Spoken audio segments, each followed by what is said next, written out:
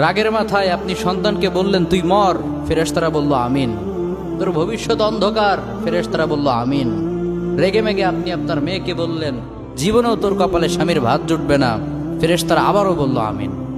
আচ্ছা, আপনি না সেই ব্যক্তি যে তার নিজের জীবনের চাইতেও সন্তানকে বেশি ভালোবাসেন?